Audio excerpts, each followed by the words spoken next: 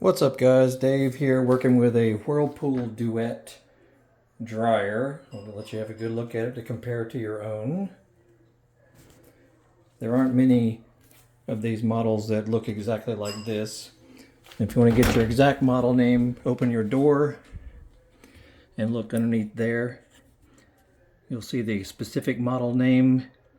I'll put it down in the description.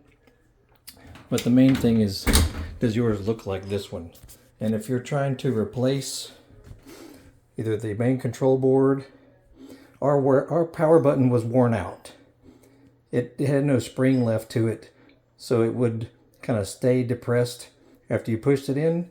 So the only fix I had was to completely replace with a used control panel. Not that difficult to replace, but some things you have to know.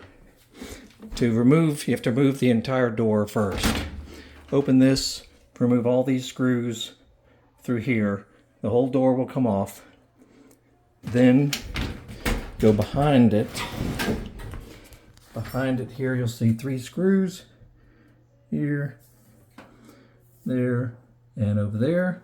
Then you'll push the lid back that way, push it back, and that'll give you a good view.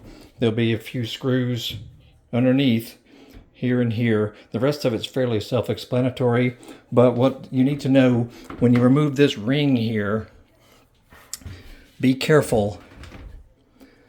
Be careful removing the ring because there are clips that are hidden underneath here that you won't see, and you'll end up breaking them.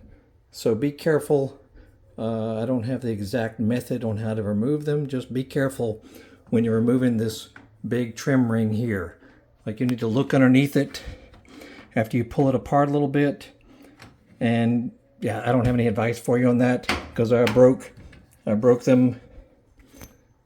The springs are, the clips are still good, but how they are affixed to the ring itself, I damaged it trying to remove them. So just be careful or do more research on how to specifically remove this ring part right here. The rest of it's about removing connectors and little clips and things. All this will completely come off here, all this. And I'm no expert on it.